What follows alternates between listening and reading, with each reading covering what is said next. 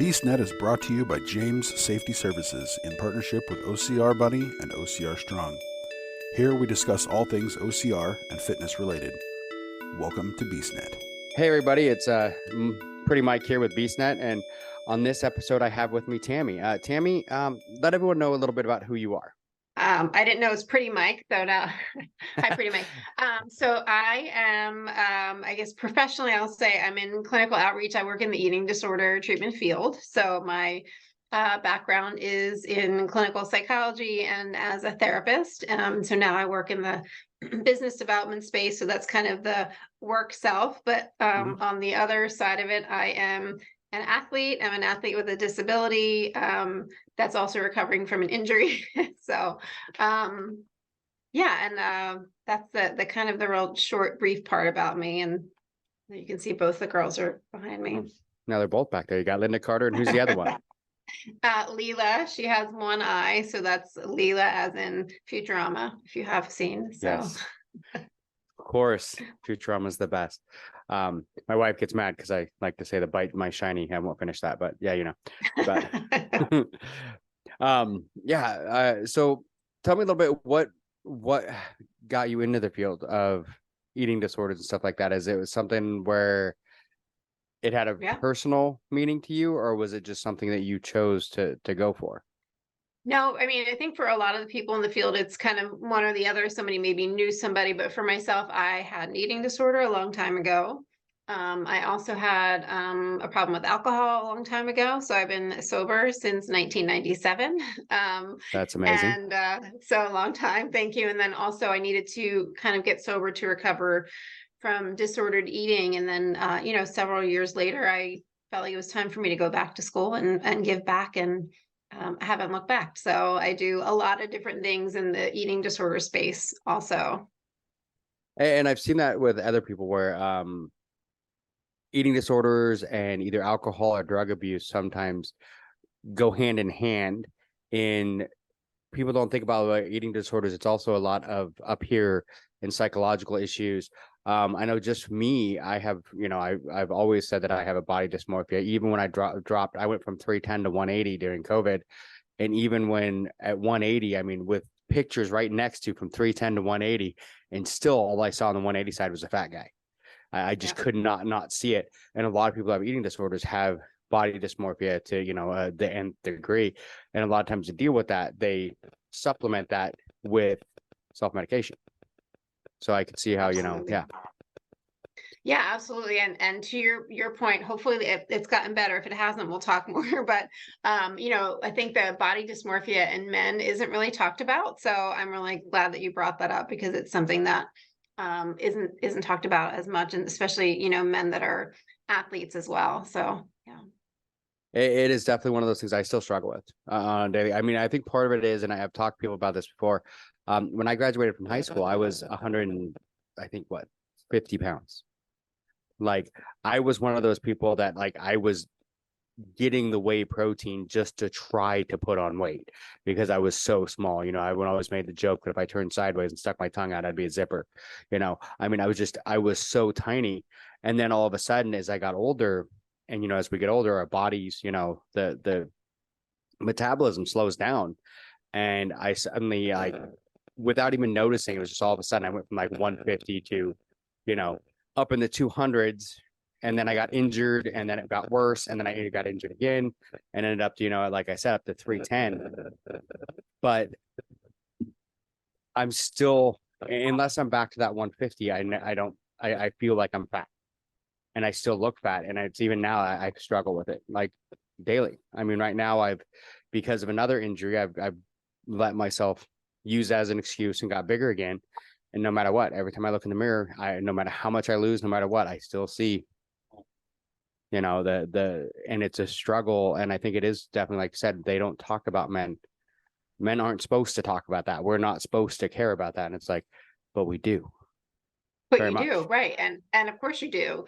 And, I think one of the things that I like to talk a lot about is that kind of being neutral about your body. Like, right, you don't have to like how it looks right now, but you can still I body positivity, it used to be those, and I love the Dove ads, and there's some really new and good ones out there, but it doesn't have to always be, I love my body, it's amazing no matter what it looks like. It can just be, I don't like how it looks, or I've said, I don't like my new scar on my wrist. It's kind of scary looking, but I can Mhm. still, I'm still okay. And Yeah. so being able to get to that space where you feel neutral about how you look instead of negative about how you look takes a lot of work and time and patience, but you can get there. Yeah. Yeah. I mean, you can. It's one of those tough mental blocks that you have to get by. Yeah, thanks for sharing that with me. I know it's really personal and vulnerable to share those things, so I appreciate it, and I'm sure that some of your listeners will really appreciate that you said that too. I'm hoping so, because I mean, it's one of those things. I think that, I mean, mental illness in all aspects has a negative stigma to it, and especially, it really does seem to be for men. Men don't want to admit that, hey, we're not, especially my generation. I think my generation's like the tipping point. The generation before mine, the older generation, because I'm 45. So the generation before mine was probably more of that, like they just did not have feelings. So we were raised by, and my dad's a lot older too. So my dad's actually older than my wife's grandfather. It's a weird thing, but my dad was my age when I was born. So, I mean, he's even older. So I was raised with that idea that men don't have feelings. We don't show feelings. Like the only feeling that a man shows is anger, pretty much. And that's like the only thing I remember. They didn't say that, but that's just what, the way you portrayed it. But my generation seemed to start to get a little away from that, but it's really the younger generation that's kind of really broke the mold. So I think really people my age and older, we have a struggle of admitting that, hey, this bothers us. We have mental issues with this, and people don't want to admit it. I couldn't agree more. Absolutely. I'm a few years older than you, but yeah, I completely agree with that as well. And so, hopefully as we continue to talk about it, right, it breaks down that stigma a little bit, but it's definitely harder for men and of course for our generation as well. I also teach an eating disorder psychology class, and one of my students last semester had said, yeah, well, my dad just seems pretty old school. I don't think he really understands the whole mental health stuff. And I'm assuming it was an older generation. And I said, how old is your dad? And she said 45. I was like, oh, okay, your dad's younger than me. It just is, we're all kind of still kind of stuck in that. So yeah, it's very much so. I did I'm in safety. I work in safety for, like OSHA type stuff. But my background's mainly construction safety. I just kind of stepped out of that, and now I'm working for a pesticide plant. They actually makes pesticides, stuff like that. So it's more environmental. But when I was still in Washington, I actually worked with an amazing lady named Mandy Kime, who worked for the AGC, and she and a few other people wrote a program talking about mental health in construction workers, and the suicide rates in construction workers and everything like that, and trying to break that stigma. So amazingly, I was able to present at the governor's conference on mental health and construction safety and stuff like in construction. And so, I mean, it was a really eye-opening to see what, especially like in the construction field, because a lot of construction workers are ex-military. They step out of that, and that construction is such a manly, and I say that in a way, but you know what I mean? It's a very, it's still very man driven. I mean, there's more and more women in the trades, which I think is amazing, but it's still very dominated by men. And there's still that manly man attitude of, oh, leave your crap at the door. And it's like, that doesn't work that way. Yeah, absolutely. It doesn't work that way. Wow. That's really cool that you're able to do that. I love that. Yeah. It's one of those things that I miss stepping out of the role that I was in, but I kind of wanted a different avenue for a bit to get more experience in other areas. But it's, it was very interesting to be able to go down that. And I've done like mental health first aid is a program that I've taken a couple times and done like that and stuff like that. So it's something that I've really been interested in, because it's something I just never thought about. I just never thought about, how much mental health affects the rest of your life. I mean, it affects all of your life, right? Yeah, it does. Absolutely. And like you were saying, I mean, the idea of how like mental health and eating disorders, mental health and everything else, and mental health the eating disorder causing more mental health issues that lead to the drinking or the alcohol abuse, or drug abuse and other stuff like that, and how it can kind of snowball into some really bad areas. Yeah, absolutely. I mean, it's all connected. Absolutely. Yeah. So sorry, I kind of hijacked you there for a minute, because it just No, it's all good. it was an I love avenue it. that I'm very passionate about, just because Yeah, it's great. I've known people who've taken their own life, and died from suicide. Mm. So it's kind of one of those things that, once you start talking mental health, to me, it's it's huge what it can do, and it's just, people need to understand it more, and it's, They need to I think they need to understand it more. They need to know that it's okay to talk about it. I think that, again, the more you keep talking about it, and that's why I do what I do, and take any opportunity I can also to talk about it as well. We did a story, send you the video. I think I might have posted on Facebook a video. I'm almost 5 years post-op from my spine fusion surgeries, and it was the bone growth stimulator company, and they were absolutely wonderful to me. But in telling my story, I said, if you're going to tell my story, you need to tell the mental health part of it, because that's critical for so many reasons, right? Because then you were mentioning injuries. When you get into sports injury, chronic illness, there's a whole other mental aspect of that as well, which I just presented at a conference a few weeks ago about that. So I could also get on my soapbox about that. There's just such a big mental component to it that we need to talk about. There's a huge mental component when it comes to doing. I mean, I'm guessing, have you done OCRs, and you're in that realm? When you do these OCRs, I mean, there's a lot of this. This will probably air afterwards, but I'm actually, this weekend, I'm doing the Ultra, the Dallas Ultra, Spartan Ultra. I was supposed to do that. I'm doing it with More Heart Than Scars, and we're taking a lady through who has some back injuries and stuff like that, and who wouldn't be able to do it otherwise. So I love that. And that's kind of one of those things is, I mean, I get it, because I've been there. Like, when 7 years ago, I shattered my left foot, broke all 5 metatarsals, bent it in half, basically. I mean, it wasn't good. And I was in the middle of my fitness journey. And a lot of people don't understand how mentally that broke me at that time, because I was right in the middle of getting back the shape that I wanted to be in. And I had that whole thing. And then all of a sudden, it was just in an instant taken away from me. And that's when I went from, at that point, when I got injured, I think I was about 220. And then by the time everything was said and done, I was 310.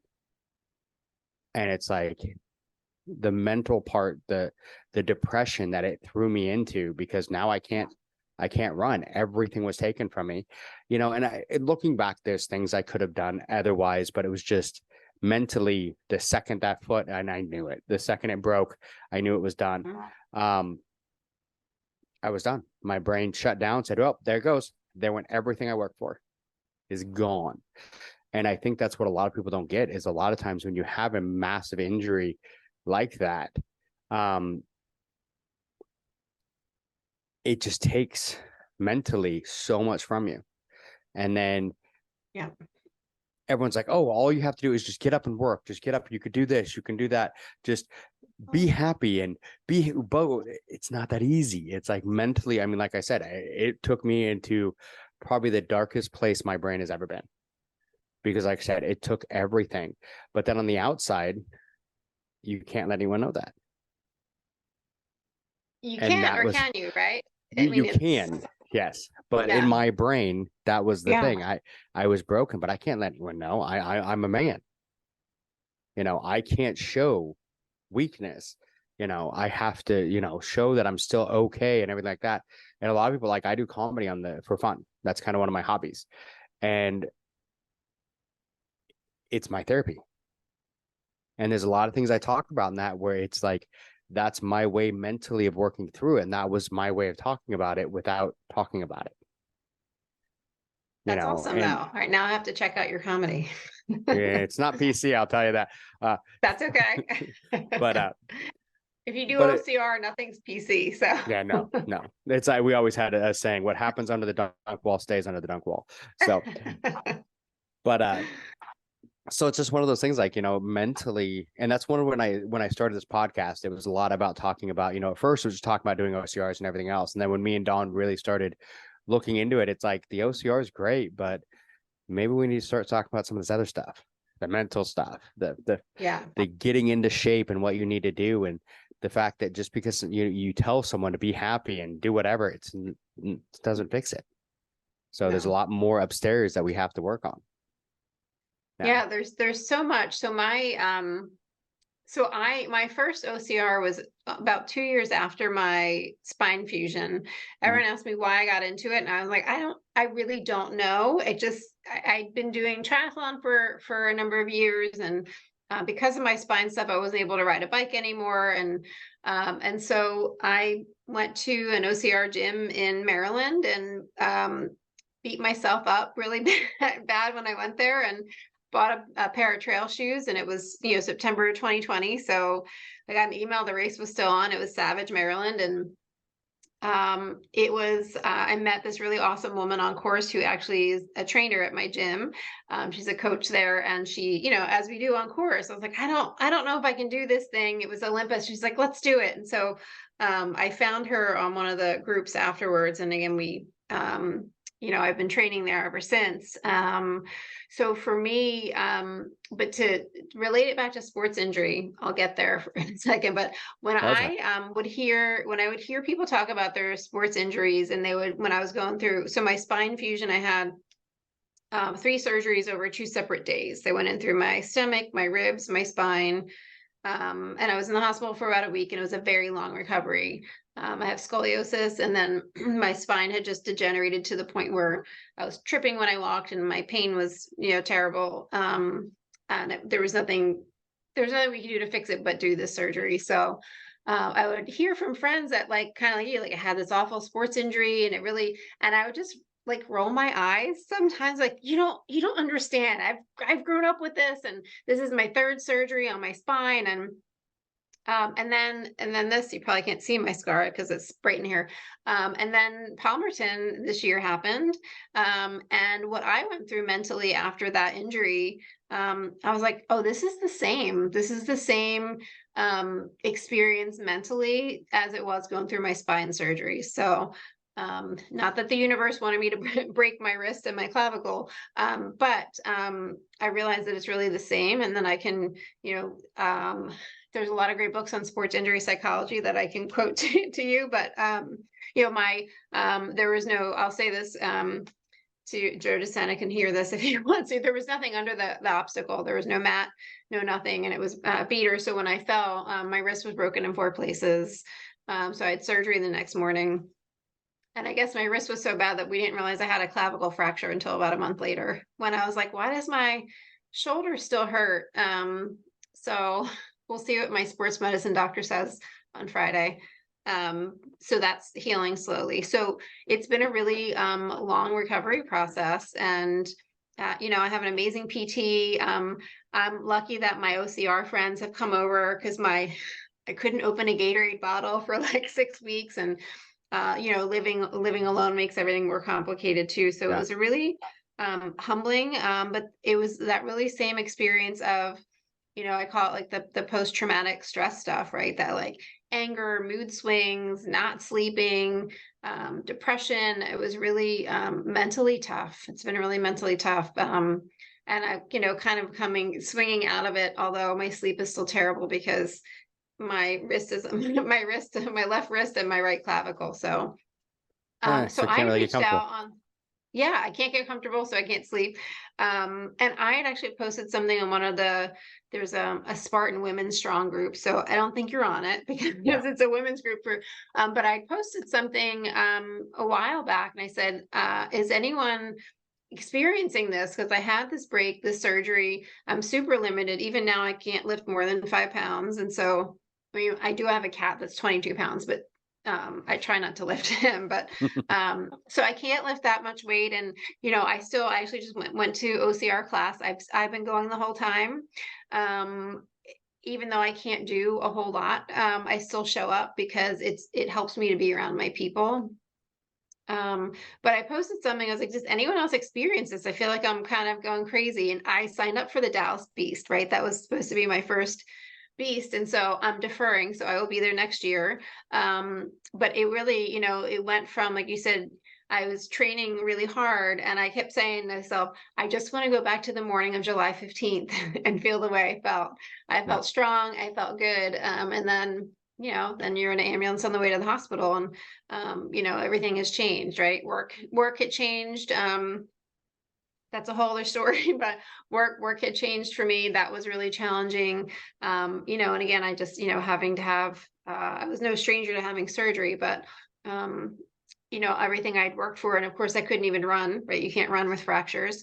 I can now. And so I think a lot of us do this. I sign up for races to motivate me to train, right? So I'm doing a half marathon November 12th in Harrisburg, Pennsylvania. Because I started showing up to track practice with this running group and just walking around the track with my arm in the sling. And then when I could start jogging again, I started running with them and they're all training for a marathon. So I signed up for the half. So I'm grateful that I can do that, but I can't do a lot of other things. So it really shifts your whole life when something like that happens. And nobody really gets how you feel unless they've, like I had my spine fused, right? But I'd never broken a bone, like you said, in the instant I reached over and grabbed my wrist and I was like, it's not where that's supposed to be, and then and I didn't get my medal. I don't care, but I kind of care because I'm really proud of my effort that day. Have you done Palmerton? No, I You're in haven't done that one. California, right? No, I'm in Texas. Oh, you're in Texas. Why did I think you were in California? I was in Washington until a month ago, but now I'm in Texas. So. Okay. So Palmerton is one of the mountain races. So you kind of go up and down the mountain twice. So I was like, I'm really proud of my effort. And now I don't know what's going to happen, right? It's that fear of the unknown now. I mean, in my gym, we have those ginormous mats. So if you fall from the sky and you landed on this thing, you'd be fine. So I think once I'm allowed to try, I don't know, we'll see, right? I think I'm going to be scared. And I didn't think that's the toughest part. I mean, that was one thing for me. After I broke my foot, because I was working so hard. I mean, because there's been a couple times I've started running. In like 2010, I started when it was my first time I really started running. And I was in the middle of a half marathon and my knee blew. Like just popped. I mean, it was, and of course, this is where it comes in that I'm a complete moron. I just kept going. I just kept going, and my knee kept trying to like give out as I'm running. I'm like, oh, it'll be fine. I'll just finish this and then I'll be fine. I'll rest it for a couple of weeks and it'll be good. And then I go to the hospital, like the doctor, like the next week, and they're like, you're an idiot. Like if you would have stopped when it first popped, you probably would have been okay. But the fact that you kept going, you've done major damage. So it was, I think, almost 2 years before I could like fully run again because of it. But then, you kind of, you train so hard to get there. But then when something like that happens, it's so hard for me sometimes to say, okay, you need to stop. And that's where I've made mistakes. I did, after breaking my foot, I got the weight down. The last time I did the Dallas Ultra, I actually did it with a broken rib. I broke my rib 2 weeks before at the Tough Mudder, and I went anyway and did it. And it was probably the dumbest thing I've done. I mean, I finished it, but okay, we won't say the dumbest. I did do Hawaii with my foot in a boot, but that was a whole nother, that was another issue. But I have a problem because that's my biggest worry. If I don't have a race and I'm not training for something, I go into a slump. And then I think that was my biggest problem when I hit 310. I went into a slump, and then it was like, well, why train again? Because this is the second time I've trained really hard and then had an injury just completely wipe me out and take me out of it all, and that's my biggest worry. And as you get older, it's harder and harder to come back from injuries. Because like now I'm about 230 because I crashed on the Ironman last year and dislocated my shoulder and hurt my knee. And it was just like, it was my own fault. But still, it was just one of those things. I pushed too hard. I did race after race. I did way too much last year where I should have backed off and just focused on like one or two bigger races. I did like back to back weekends. And by the time I hit Ironman, my body was wrecked. And I went for it anyway. And I ended up wrecking because of it, because I just couldn't. And when I went down, my knee and my shoulder hit first. And when my shoulder hit, it dislocated. And because once again, I'm dumb, I popped my shoulder back in, pushed my bike over to the side, fixed the things I thought were wrong with it, and kept going. And it was about mile 20. And I kept feeling like something was wrong. I mean, you've done triathlon, so you understand. Yeah. When something's not right. Yeah. And I couldn't figure it out. And I'm like, dang it. And I just could not figure out what was wrong with the bike. And when I came in, I was 6 minutes past the cut. So I couldn't even finish the run. Terrible. Which it's probably actually the best thing, because my knee was, by the time once I got off the bike, I couldn't walk. Like the only thing keeping my knee okay was the fact that I was, strapped into the pedals. But once I stepped off the bike, I could barely walk. But I bent the back brake, so it was rubbing. Oh my gosh. So that's why I couldn't, what was wrong, but I couldn't figure it out. So, but so it slowed me down big time. And it's just one of those things. I mean, if I hadn't pushed so hard and focused like I should have on the one race, and I have one of my friends, Megan, that I talk to a lot on here, and she's told me repeatedly, stop going for multiples, focus on the big one. And that was my problem last year. I did Hawaii, like the full trifecta weekend. The next weekend, I think it was Seattle, or it might have been the other way around. And then I had a triathlon the weekend after that, and then the Ironman.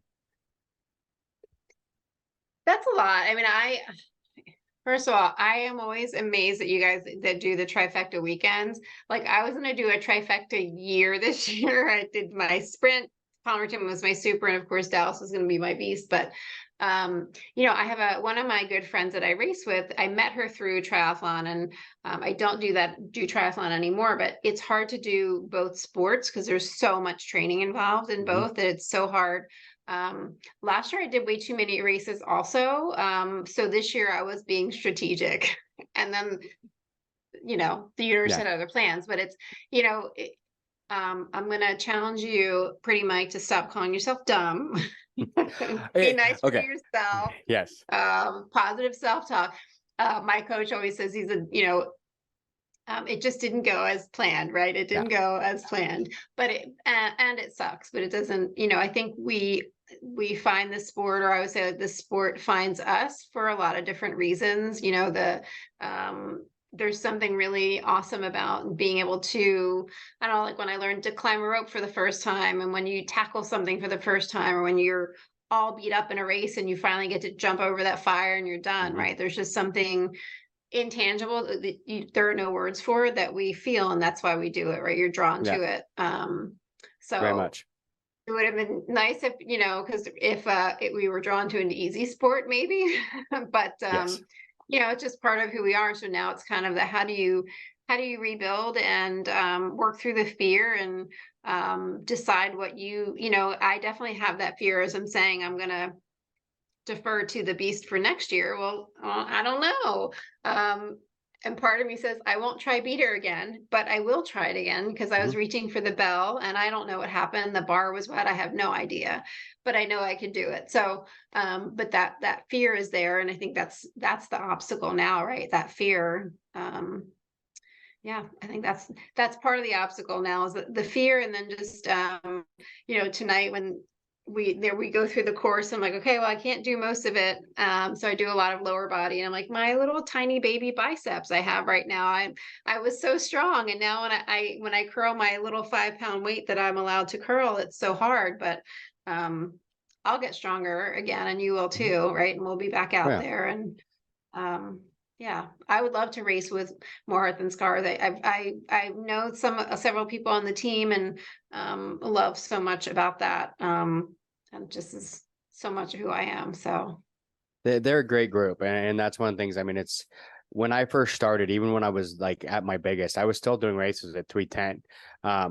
And one of the biggest joys I always had was helping friends get through. One of my favorite, memories is doing Montana in, I think, 2016. And when we started, one of my friends rolled her ankle, and then another friend hurt her hip. And we were like, okay, what do we do? And they're like, let's just keep going. And we kept going and kept going. And then we picked up another friend who was just mentally gone.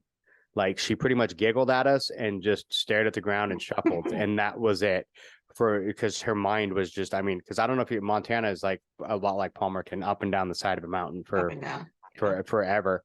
And we're on the beast, and we ended up being last.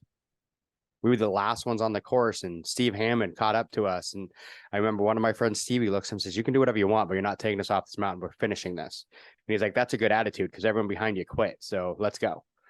And he went with us and kept us going. And it was just one of those things that I think we were out there for 13 hours on a beast. It was brutal. It was horrible. And I mean, in all reality, my friends point out multiple times, they're like, "You're the one of us that's still okay. You could just go." And I'm like, "No. We started this together. We're finishing it together. Let's go." And, we just kind of kept trudging along, and we did it. And I mean, that was the best feeling I ever had. I could have got first. Not that I could have, I'm not that good.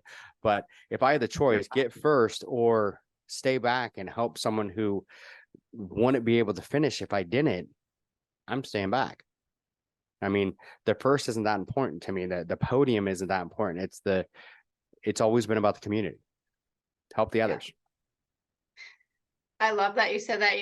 That's what drew me to OCR, right? I meet Whitney on Colossus, and she could have easily pulled me over, by the way, but I'd never had somebody pull me over a wall, so I was a little scared. But that's what brought me. And then showing up to for training, and everyone's all abilities and sizes. And the first time you do something, like we say, everyone cheers for you. We take a video, and there's just always so much support. And even through injury, right? Through this injury and the tough times, your team is there, right? That's what I think that's what people don't see. I'm not a gym rat, although it's not a terrible thing to call someone. No. I just love the community so much. They've just we lift each other up, literally and figuratively.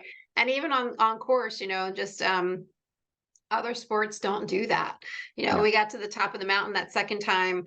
I just didn't have it in me to go over the wall. And I don't usually let somebody help me over a wall, but I was like, we were all humbled by this mountain today. And sure, I will gladly take help over the wall. And the OCR handshake, we learn what that is early on, it's just an amazing community to be a part of.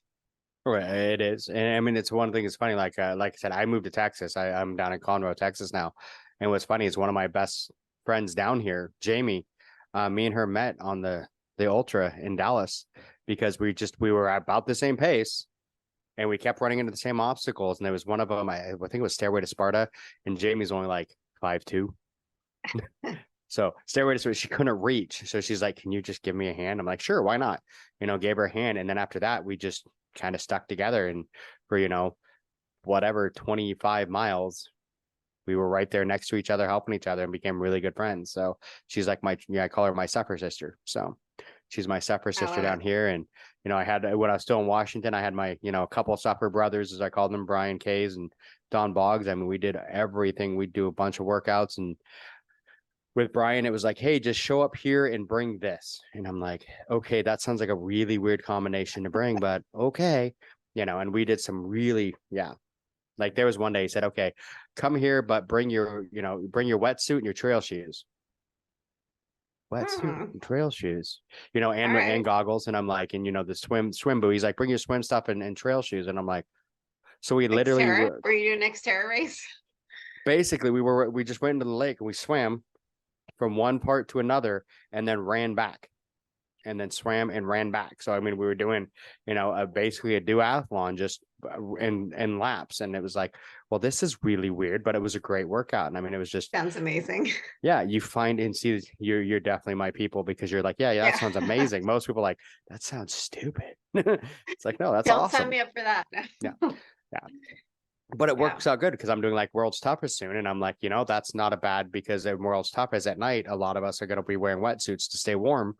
And now I know I can run in that wetsuit because I've done it.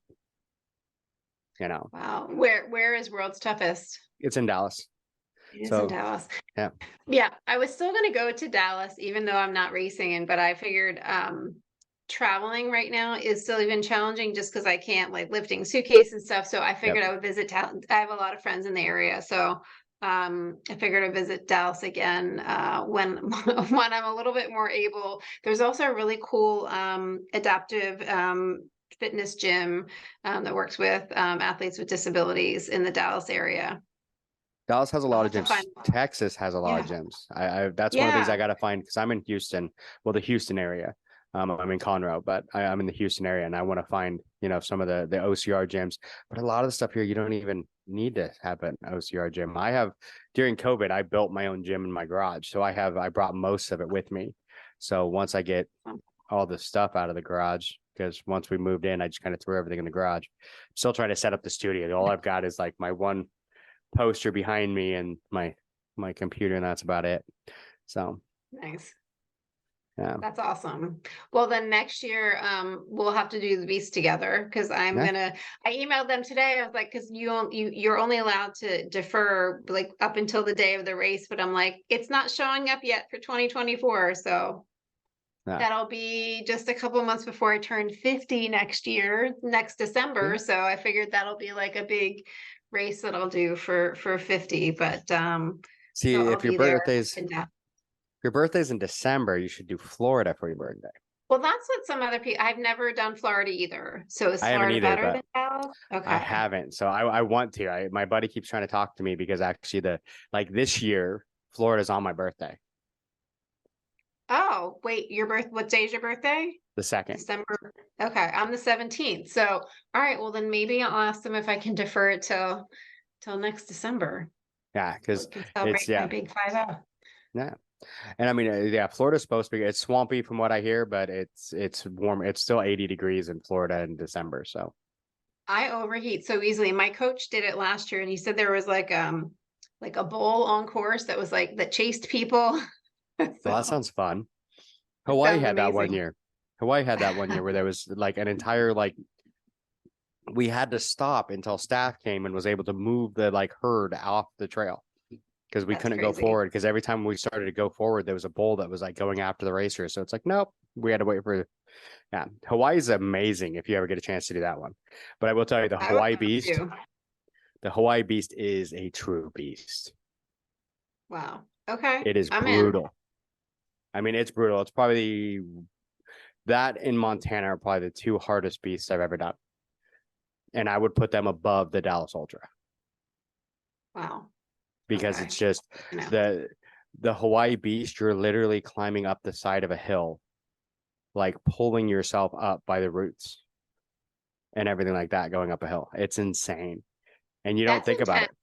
It is. No, I mean the second mountain climb at Palmerton, the first one was what they did for the sprint last year.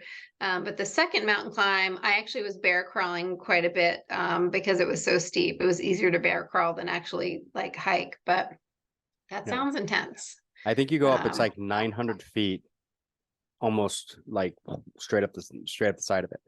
Because it's like have you seen pictures of Hawaii where they have like the big, Yeah. huge, you're going straight up and over one of those. Wow. I mean, it's insane. And yet I'm like, well, that sounds amazing. Let's do it. Oh, it is. And the views though, it's one of those things. And see, I don't know, because it sounds like they may have lost that venue. So I don't know where they're going to be next if they go back. Because this year they canceled it. But I've done it. I did it that venue like 5 times.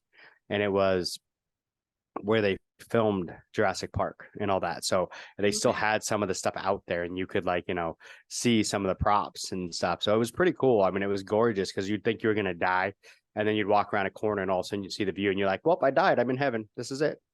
Exactly. Yeah. So do you do other races or are you kind of, I know some people only do Spartans, or do you do other, well, you're doing the toughest? I am doing the world's toughest, but that one's with more heart than scars too. So, but the biggest problem we had is like I said, I just moved to Texas. In Washington, we got Tough Mudder and we got Spartan, and that was it. Okay. For a while we got Warrior, and then of course that went away. And then you would get Terrain Race, but Terrain Race isn't that great. But we didn't get Rugged Maniac went to Portland, but not to Seattle. They used to go to Seattle, but they stopped. The biggest problem we just have is that, and part of the two is in Seattle, the OCR season is pretty much June to September, and that's it. Wow. Okay. That was a problem with triathlons too. Like triathlons, the first triathlon was in June, the last one was in the first week in September.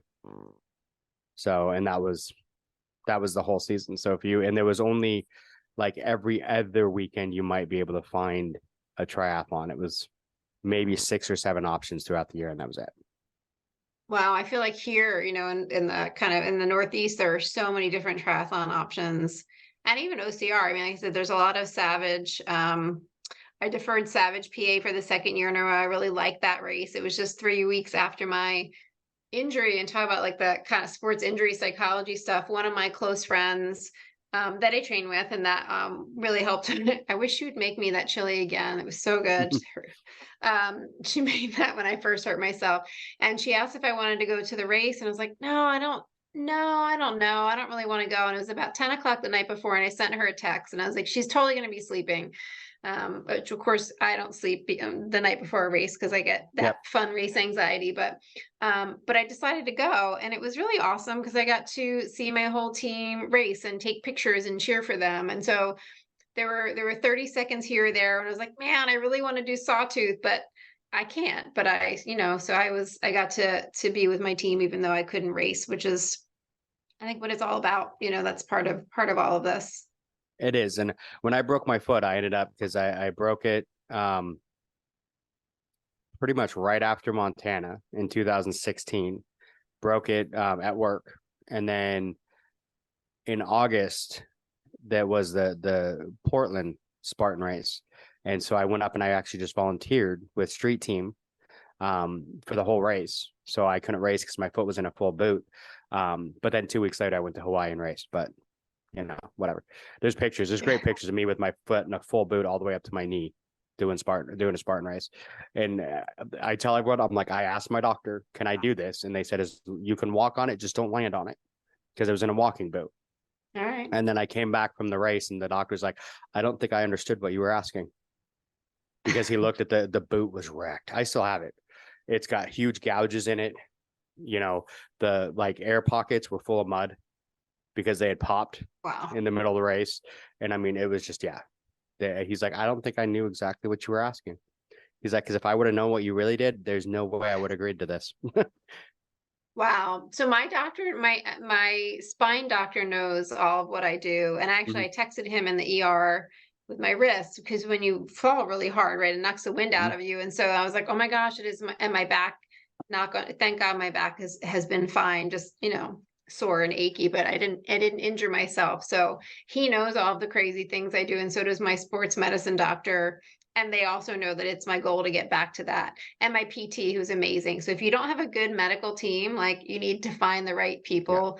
I've been really lucky with the team that I have are just really awesome. But I did have you heard of Bonefrog? So Bonefrog is Northeast. So I can tell you all about Bonefrog, but so my coach now owns one of the owners of Bonefrog. Oh, wow. So I don't have my jersey on, but I'm part of Bonefrog team now. And our gym, you have to come see it, is phenomenal. But so Bonefrog, I had just been cleared to run again. So what I did wasn't very smart, because then my legs hurt for a week, but I decided I was going to go and just run with my team, but not do any obstacles. So that's what I did. And I had an absolute blast. But then again, my legs hurt for a week, and I was like, duh, you haven't run in 2 months. And now all of a sudden, but it was amazing just to be there. Same thing, just to be there with my team with my brace on. Actually I have to wear the brace every time I run until a year, but with my brace on, I couldn't do an obstacle, but I could run and cheer for people, and it was amazing. So, and now we'll have 4 or 5 races next year. So we'll have a bunch more on the East Coast. So you'll have to come out and visit us. And that was the one thing too. When I moved here, it was made it so it's like, oh, I can go to the East Coast now and get some of the other races. And there's more races that come here. Partly too, looking at that, there's 4 Ironmans, I think, in Texas. And a lot of things that I've looked at too is everyone basically, because I have a bike that I had never had it fitted yet. So when I got down here, I went and had it fitted, which is funny too, because when I had it fitted, the guy's like, I told him how much I paid for it. And he's like, did you stab the guy when you took it? Because that's worth way more than that. And I'm like, well, he was a nice guy apparently. So yeah. So I have a S-Works, specialized S-Works that I paid $1,100. Nice. I paid $1,100 for it. And the guy's like, and he gave you the other tires too. And I'm like, yeah. He's like, I could sell this tomorrow for $4,000. And I'm like, well, you're not going to, just make it fit me, you know, but it's one of those things. Moving down here, I look at, how many races there were down here and all that. And it just, I love it. I found out that like in Houston, it's supposed to be like, this is what a lot of people say is the triathlon capital, pretty much, of the US. Okay. There is so many triathlon groups. You can hit a triathlon pretty much any weekend, all year round. Yeah. Like if you look at the Wow, all year calendar. round. So the only time actually what's funny is June to like August is the only time that that's hard to Oh find yeah, one. it's too hot. Yeah, because Yeah. it's too hot, which is funny because down in Washington, it was June to September was the only time they had them, but because it's the only time it was hot enough. And even then, you did not do a triathlon in Washington without a wetsuit. See, and I never, most people don't like wetsuits. I hated wetsuits. I mean, if it was below maybe 65, I would, but no, I'm not a wetsuit fan, but that's Washington awesome. lakes don't get above 65. Yeah. Like ever. I did one of them where I'm like, oh, I'll be fine. It was a sprint. And I'm like, oh, I'll be fine without the wetsuit. Like the beginning of September, halfway through, I was shivering to the point that I'm like, I might have to go get on one of the kayaks. And I'm like, no, I think I'm going to go for it. And I finished it, but I was wrecked afterwards because I was just shivering so bad. And I'm like, oh, guess I should have wore the wetsuit. Yeah. Yeah. Yeah. It gets cold. It's weird. But, down here, I mean, there's a lot of triathlon groups. My biggest thing right now, I'm trying to find an indoor trainer because I want to get used to my bike because I'm not used to the arrow position. So, and that one's set to be an arrow because my other bike is a lay. So it's a road bike. So yeah, my wife's getting really upset with how many bikes I have, but yeah, I just hide them in the garage. I never was able to do the arrow because of my spine. So yeah, I always had to have a regular road bike instead, but it's when I first got it, I'm like, I don't know if I'm going to be able to do this. But then once I had it fitted, it changed a lot for me. So I think I can do it. It's just a matter of getting the seat time. And that's kind of like I said, why I want to get the indoor trainer, but I want a smart trainer because I like to know I'm a numbers guy. I like to know that, but smart trainers are expensive. But they are expensive, but they're really cool though. I used to go to where I got my bike fit done, Greshfit. He had trainers in his gym, and the Swift trainers, right? They're the smart trainers, and they were a lot of fun. And we would just have our workout set for the night, and we did it together, just like we were out on the road. It was kind of awesome. So I bet there's probably even a group like that you could train with there. That would be even more fun to do. Might be. Yeah. Cause I want to get that seat time in my bike, but the problem that I run into, like where I live, there are some places around here if I drive to them, but like right by my house, I'm out in the woods a little bit. So the roads aren't really good to ride the bike. I feel like I would, get hit. Not a road bike. Yeah, it's not a good place for riding the road bike. And the one I don't have is a mountain bike. I want to get one next. But every time I say that, my wife gives me that dirty look like, "Why you want to spend more money?" I'm like, no.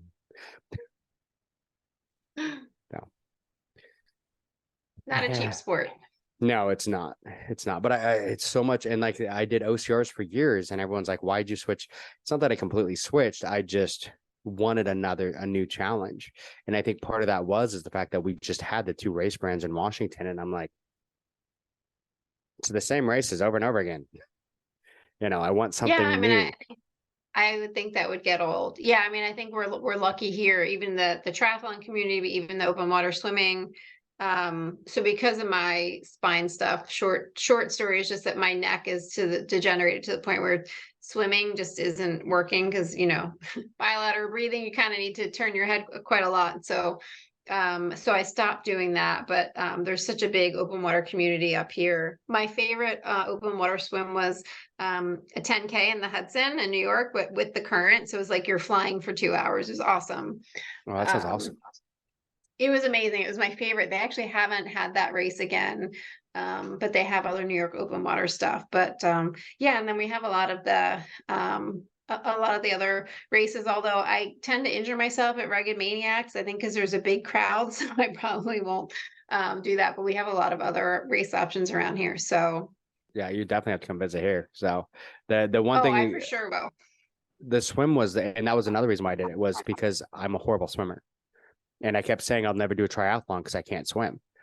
And finally it was like, well, then I guess now I kind of have to do it, because I keep saying the reason I won't do it is because I can't do this. And well, yeah, I can. I just need to work at it. So the very first one I did a sprint, no training, no nothing. Had like a commuter bike, but it was a sprint. It was a 14-mile bike ride, 700-meter swim, whatever. But I went out there and I swear I almost drowned, but it was one of those, I figured out really quickly that there's a difference between like not drowning and swimming. Yeah. And I'm like, I'm really good at not drowning, but I suck at swimming. So I got a friend to help me and start working on it. And then when I did my second Ironman, which sucks that I wrecked the bike, but while I was going for the first like 500 or 600 meters, I was dying. I just could not, my breathing was off because I have asthma. So if my breathing goes, I'm in trouble. So I pulled over. I'm like, okay, I just need to stop for a minute. Went over to one of the kayaks, said, I just need to hold on for a minute, catch my breath, calm myself down. And the second I calm myself down, you can like look at my Garmin watch and you can see the spot. Because all of a sudden I stopped for a minute and then suddenly it was like just perfect. And once I got that breathing under control, and that's like, okay, that's my problem. I just need to get that breathing under control in the water and I'm good. But that's still where I run into a problem. If I start, the only one I've, besides the Ironman, I've DNF'd Ironman twice, both times because of the bike. Once because I wrecked, the other time because I just didn't, I had the wrong bike and I didn't train correctly. Yeah. So, and I learned from that one, trained correctly for the next one and then wrecked, but stuff happens. But the only other one I DNF'd on an Olympic because the swim, I went through the swim, had someone basically, when the sprint went, I was one of the last swimmers on the Olympic. When the sprint left, the guy like swam over me. Yeah, I've had that happen. It's scary, right? Yeah. And the second I went under water and sucked in water, my lungs went and they were done. And, I had started having an asthma attack. I finished the swim, came out of the water. My wife said it's the first time that I scared her because I'm looking at her and I'm doing the motion like, I need the inhaler, and she's like, in 20 years of marriage, I've never done that. And I'm like, I need it now, I couldn't say it though, because I couldn't breathe. So she gave it to me. I took a couple squirts and took off on the bike thinking I could do it. But it was just, they even they radioed ahead and said, hey, there's a guy coming through that's a medical issue, but he's going for it. And they're like, yeah. And I got to a point and I'm just like, no, I can't, my lungs were done. But, it's one of those things that you live and learn though. I had a long problem for a long time. When I DNF'd, it was like the worst feeling. Like I posted on all 3 times I've done it. I'm like, my day's over. I'm fine. I don't want to talk about it. Because you have those friends that are following you. Yeah. I'm like, I don't want to talk about it. And it took me a long time to get to the point where it's like, okay, it happened. It's over. It's done with. How do you fix it? How do you fix it for the next time?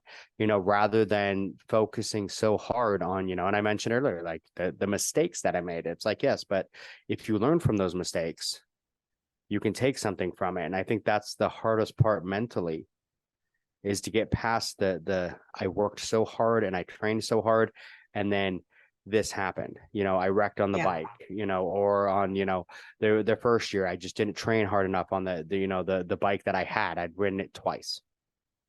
And then I went for 54 miles and it just, the bike had issues that if I had trained on it a couple more times, I would have noticed them and been able to fix them. And it's like, okay, I learned, ride the bike more, get used to it, learn what you need to do on it. And that's the hardest part, I think, is when things like this happen, is learning like, what's next? How do I fix it for later? Right. What can I learn from it? And then always, I remember from the beginning, everyone saying nothing new on race day, right? Trust your training and don't do anything different in your race that you didn't do in your training. And so, that's one of the things that we learn. And, and somebody had called what happened in Palmerton a DNF, and it really offended me. I was like, I feel like DNFs are different than you fell and shattered your wrist in 4 places. Yeah. I feel like that's I was too injured. Somebody was like, I would have kept racing. I was like, I've kept racing with busted up knees, bleeding, sprained wrist. I couldn't, I was like, there's at some point you can't keep racing, but DNF is there was a swim, the Great Chesapeake Bay 4.4 miler, and really the current changed earlier. They were going to move the race up a half hour earlier, and they didn't. And I was swimming into the current for a half hour. I don't know how I just kept and they pulled about 85 of us out of the water. So it wasn't like I didn't make it. I was the one, but I was so disappointed in myself. And my mom was there. My friend was kayaking. I was like, just text my mom and tell her to go home. Like I had no concept of how long I'd been in the water because I was so disappointed in myself because I'm like, I trained for this. I can do this. And, we're so hard on ourselves, but, at the end of the day, it's kind of like, right, what did I learn from it? And then that's the kind of the growth that comes from it as, the mental aspect in addition to the physical, because it's all mental, right? It is. It's all And mental. there's so much of this is mental. And I think that's what I've learned most over the years. You can push your body well past its limits, but you've also got to understand too, like you said, there's times where, okay, I can't push past this. If I push past this, the chances of me injuring myself even more is greater than the want to finish. And that's where I've had problems in the past where I'm like, oh no, I'll be fine. I can just keep going. And now I'm like, nope, I need to step back, and stop for a minute. And that's been the hardest thing for me is to say, maybe it's time to not, I had this goal. I knew what I wanted, but it's not going to happen. I need to adjust. And I think that's the hardest thing as you get older to try and understand that I need to step back because if I keep pushing, I'm not going to be able to race next month. I'm not going to be able to do this race because I'm going to hurt myself to a point that I won't be able to, and you got to think ahead to more than the race that you're looking right at. But I know I can push myself. I mean, I remember the first year that I finally finished the trifecta weekend in Hawaii, I was wrecked. After the beast, I had major issues because we were there for a week before the race. I didn't wear shoes for a week because I'm in Hawaii. Why would I wear shoes? That's the first thing I do when I get to Hawaii. My shoes go off and I'm barefoot the entire time I'm there, except for race day. So I'm barefoot for a week. And then all of a sudden, race day comes. I go to put my shoes on. Well, when you're barefoot for a week and everything else, your feet swell. Yeah. And my feet were swollen to a point my shoes didn't fit. So I'm like, well, I'm going to do it anyway. Within 2 miles into the beast, I'm getting blisters. I'm like, but I'm doing it anyway. By the time I finished, my feet, they were just tore up. So the next day I'm like, well, I couldn't put my shoes on yesterday. There's no way I'm gonna be able to do it today. So I had to put on my normal, like everyday shoes because they were bigger and I could loosen up the laces and did the super. And by the time we finished, I'm looking at my friend Nick and I'm like, I can't, there's no way I'm going for a sprint. He's like, okay, well, let's talk and, everything like that. And the next thing I know, I'm standing in the start line. Like I said, I wasn't doing this. And he's like, yeah, okay, whatever, dude. So, and we went through it, but then it was like, as we're going, it's like, I skipped like every water obstacle and everyone's like, why? And I'm like, cause my feet were literally bleeding. I'm not getting in that water. No, because if you want MRSA, that's how you're going to get it, but it's like, no. So, but it's just one of those things. It's like, I know I can push, but then it was like for the rest of the trip, like my wife the next day is like, hey, let's go out for dinner. I'm like, I can't walk. I'm like, doesn't matter what you put on my feet. It's not going to work. I can't walk barefoot. I can't walk with shoes. My feet were so messed up. And it's just like, yeah, I probably shouldn't have done that. We do horrible things to our body, but it's. So you learned. Yeah. Yes. I learned. You said that water, I mean, when you break bones and you go to the ER, I was still, after I had my surgery the next day, I had somebody help me like wash my hair and stuff. I was like, you don't understand. The dunk wall, right? We did the water crossing the dunk wall right before I was like, the last water I was in was that water. And by the time, you can't call your friends. I was able to get the medics to get my bag out of the bag check so I could at least call her when I got to the hospital because she's super fast. So she was done way before I was going to be done anyway. And by the time she came there, got my car key, went back, and I was like, can you help me get my shoes off? She's like, you still have your wet shoes on? I was like, yeah, I have my wet shoes and my wet race clothes on. It's so disgusting. But we don't think about that when you're going in the water. It just was like later on, I was like, this is disgusting. Yeah. So gross. It is, and it's one of those things that cracks me up because, like, doing, triathlon stuff, everyone was surprised when I decided to, like, my biggest problem on a race, the one obstacle that gets me every time is the dunk wall. I have to talk myself into going under the dunk wall because I look in that water and I'm like, oh, Yeah. and I don't like any water I can't see down into. Like, I can swim in a pool fine. I'm totally fine because I can see everything, but when I can't see, and that's the hardest part when I'm swimming, and I think why I start having panic attacks, because when you're swimming in a lake, you're just looking into the darkness. Yeah, you can't see anything. And you can't see anything. And it's just like, oh, and then it's even worse. The last one I did, it got to a point where it was so shallow that the seaweed was touching you. And I'm just like, huh. Yeah. So it's like my biggest thing.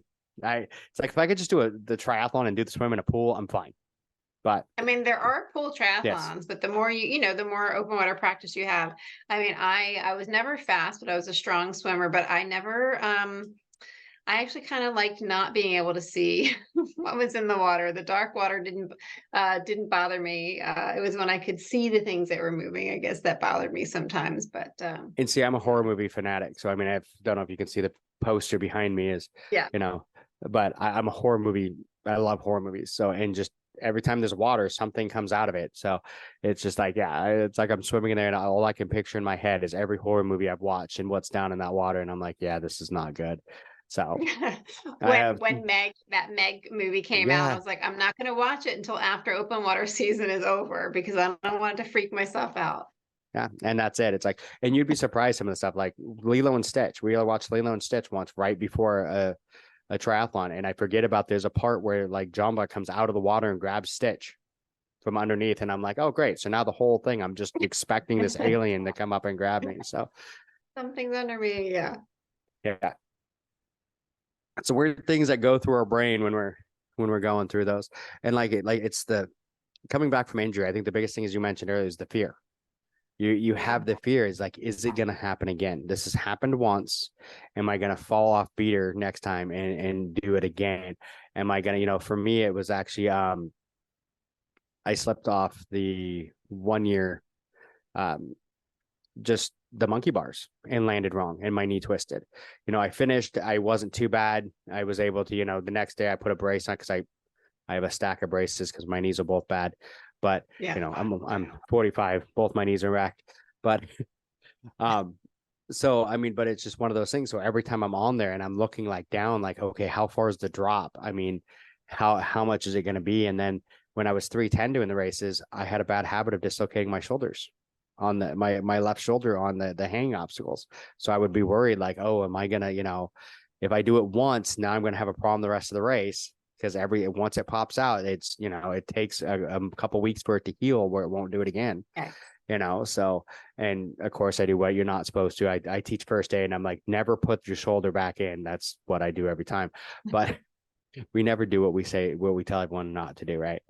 But, it's just, and now I have that fear every time, even when I was smaller. When I lost the weight, I still had that fear. Like, is my shoulder going to be able to handle holding my weight? And I'm like, I'm 180 compared to 310. Of course it's going to hold, but you just have that, whenever you have an injury now, for me, it's ladders. Every time I climb a ladder, is it going to give way and smash my foot again?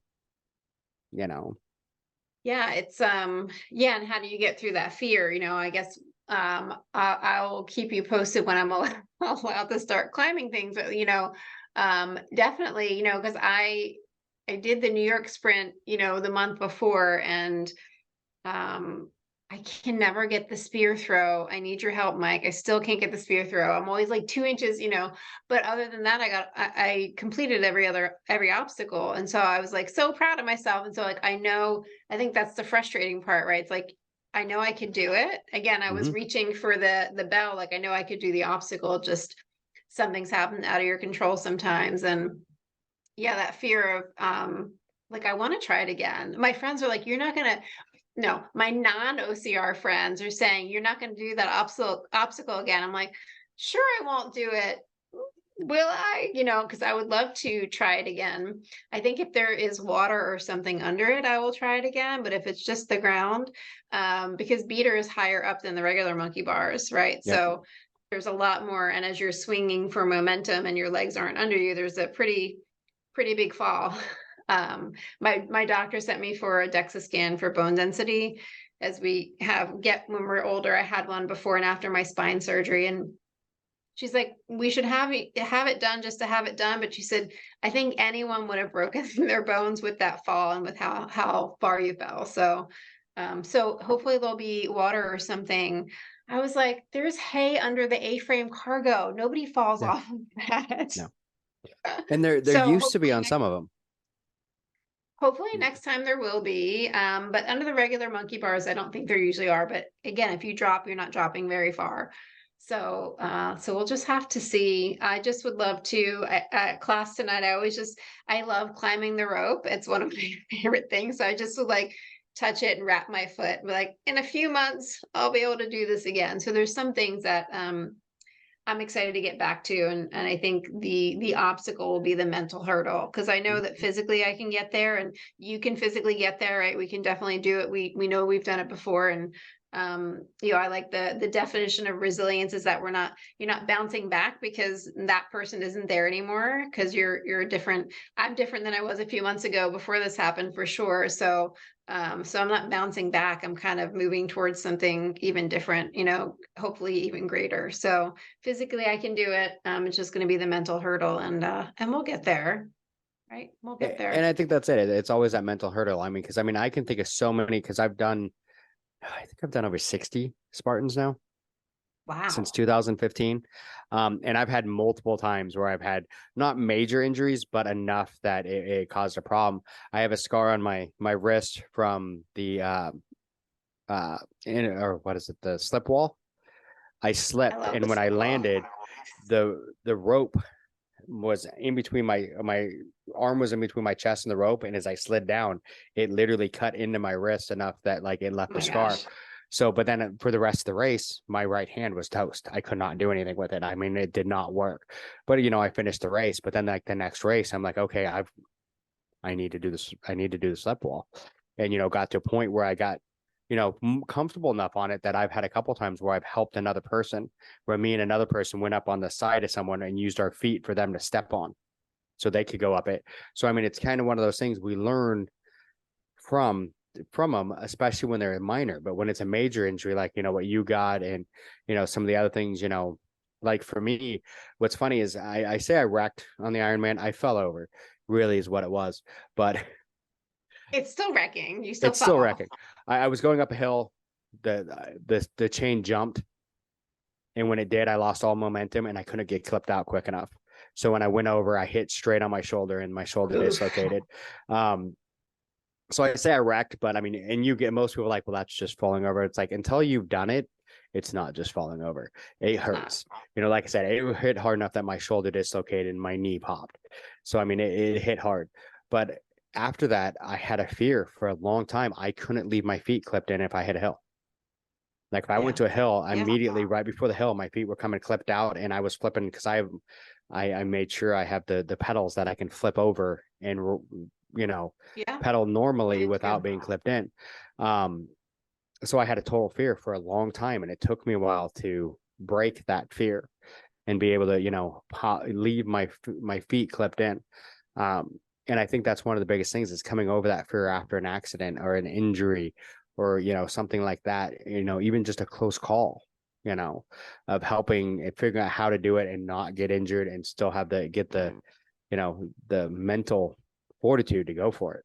And I think that also kind of steps into life in the same way, when we're looking at life and, eating back to the very beginning, eating disorders and alcohol abuse and everything like that, and, drug abuse and everything else comes back from that, trying not to do it is getting over those mental hurdles of how do I keep myself from going back to it.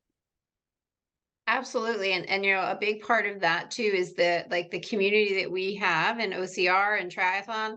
I mean, that's what it's about. And some Saturdays I help lead a support group for the National Alliance for Eating Disorders. They offer free support groups. And, one of the things I always talk about is community, right? It's your recovery community. And I always talk about asking for help, because I'm like, you don't just have to ask for help now. You're going to need help the rest of your life. Like, my sister coming over to help me clean and wash my sheets, and my friends help. You're always going to need to ask for help, and so that community that you have in your early recovery and those days will be there for you throughout all of it. And so the sports community, I wasn't arguing. It was somebody arguing with me that said they didn't like sports. And I was like, that's interesting. Tell me more about that. Hmm.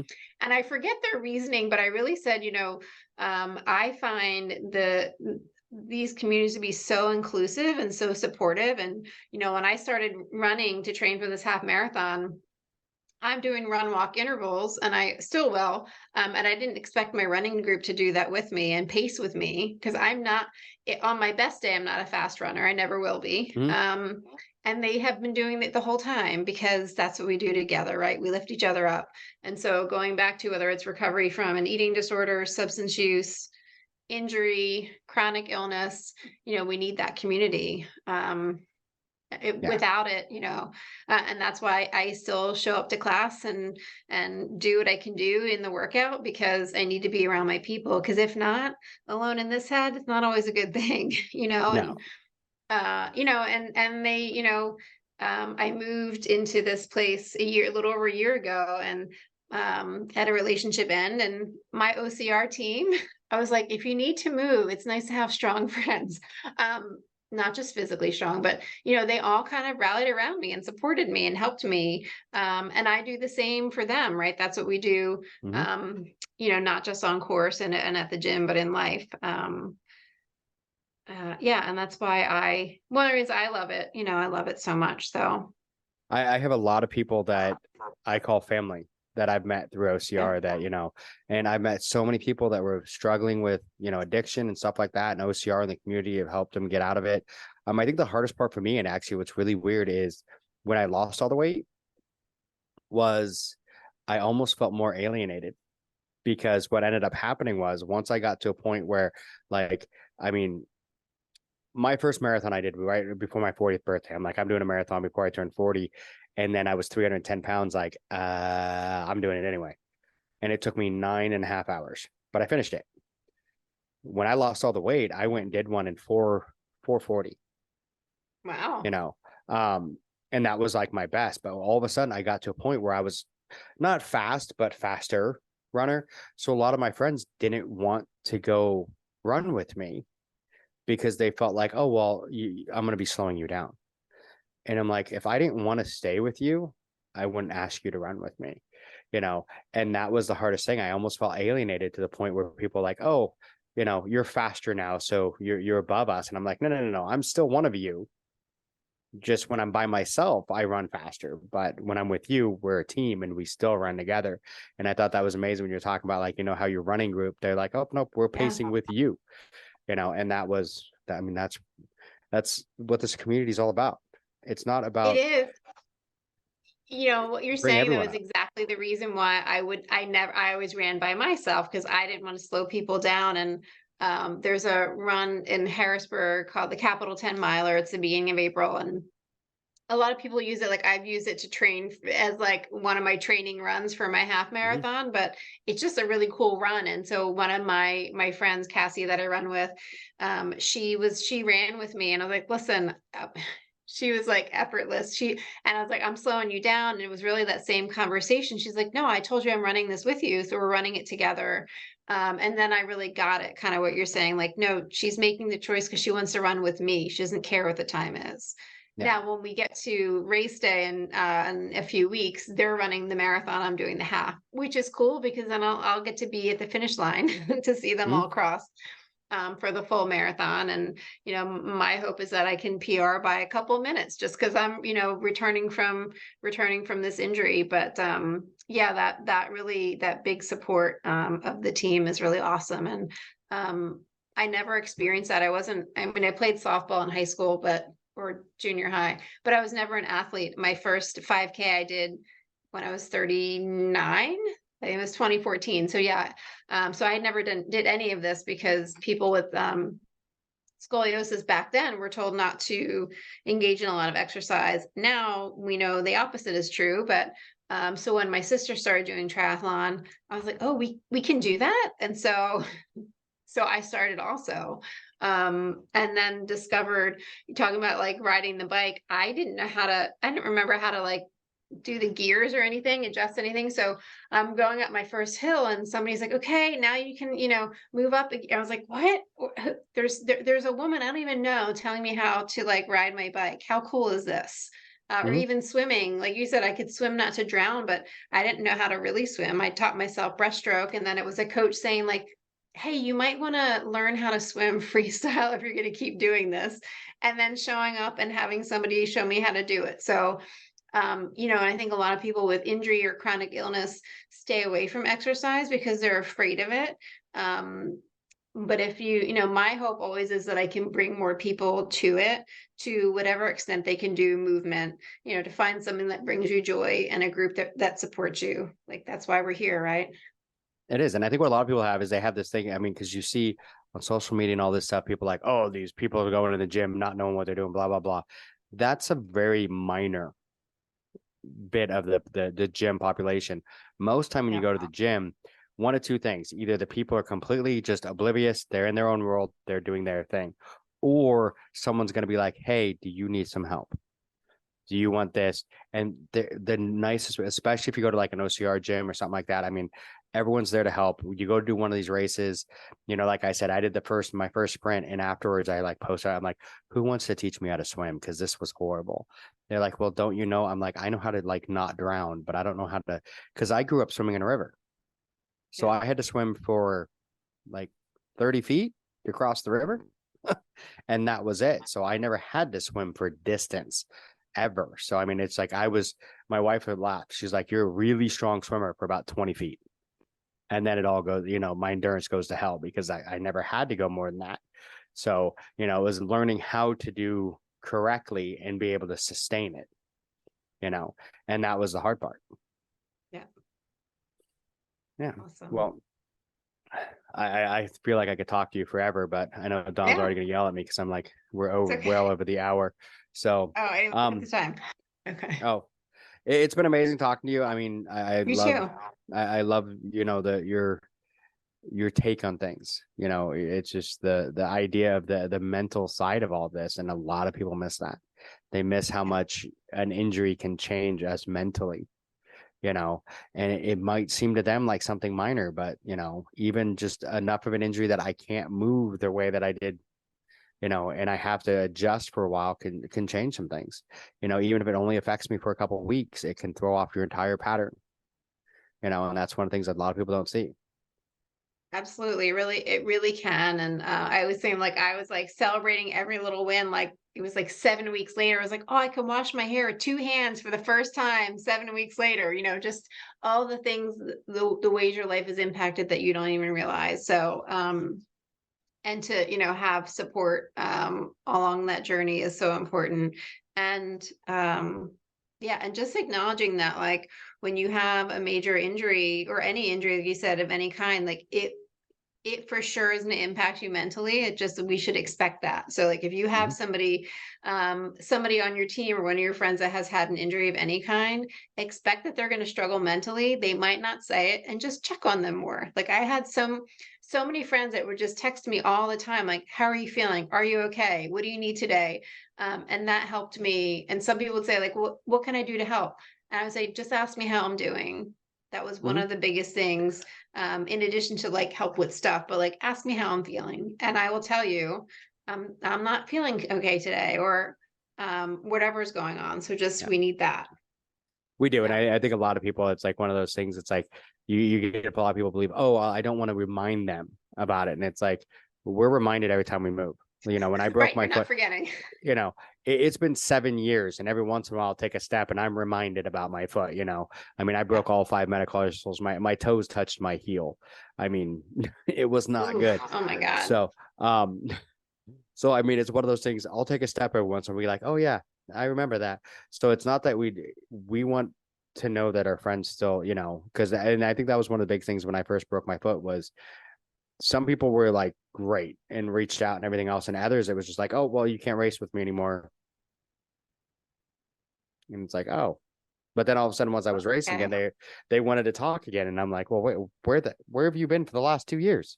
Right. and that's kind of one of those things is sometimes you feel like you're just left out there. So Yeah, that's one of the hard parts. I'm gonna send you the link to my Orthofix video I mentioned, just because I talked about that, like when I wasn't able to do the things that riding my bike, swimming, that I Mhm. just felt really isolated and alone, and really it was a really sad, dark time in my life. And I think reflecting back on that, I didn't want this to happen. So it was really mentally tough, but I wasn't alone, Yeah. Yeah. And that's the Yeah, and hardest part is also to yeah. yeah, I would say that's the I hardest was like, part is not feeling alone. yeah, not feeling alone, and that's why I kept showing up at the gym. And if your racing friends are only your racing friends and not your real friends, then that's information too, right? It is. Then they're just It your is. buddy on the race course and not like your real friend. So it's hard when you realize that also. Yeah, I get It that. is. It is. But then you find out who the real, Yeah, because like I said, I have a lot of people I call family that I've same. met through OCR, and some people that I thought were family that after injuries and stuff, it's like, oh, I guess not. So, Yeah. but I mean, it is what it is, and people grow apart too. I mean, it's just kind of it happens, but yeah. So Yeah. I'll just say is it made me really grateful that the first week, especially because I literally couldn't do anything. And, every time somebody did something nice for me or like cleaned my litter box for me, like I just would cry because I was so grateful. And so that's, and people want to help, right? Like I always want to help people. I know you do. So like just being Mhm. able to receive that help is important also. So yes, we could Yeah. keep talking forever. I'm excited to hear about how your race goes next week. This weekend. That's this weekend, right? It is. It is. Like I Oh my said, I gosh. think this might air afterwards, but yeah, it's this weekend, so it's gonna be Well, interesting. good luck. I can't wait to hear all about it. You're gonna crush it. I'm excited that you're racing with More Hearts and Scars. Yeah, I'm excited to hear about it. So Okay. I'm sure we'll be And talking then we'll definitely, again. yes, we'll definitely have to talk again because I mean, I would love to dive more down into some of the mental health stuff and everything else with you because I feel like there's a lot more we could have talked about, but yeah, this is gonna be a long episode. Yeah, it's And okay. I Yeah, feel like we'll talk more next time. we can come back on and talk again later. So thank you, Tammy. This was All right. amazing, and I can't wait to talk to you again. Yeah. Thanks, Mike. Take All care. right. Bye. Thanks for listening to the BeastNet podcast. If you haven't done it yet, find us on Facebook, like and share the podcast. Give us a review on iTunes or Spotify. All these things will help to expand the show in the future. Don't forget to subscribe and let us know what you think and what you'd like to hear.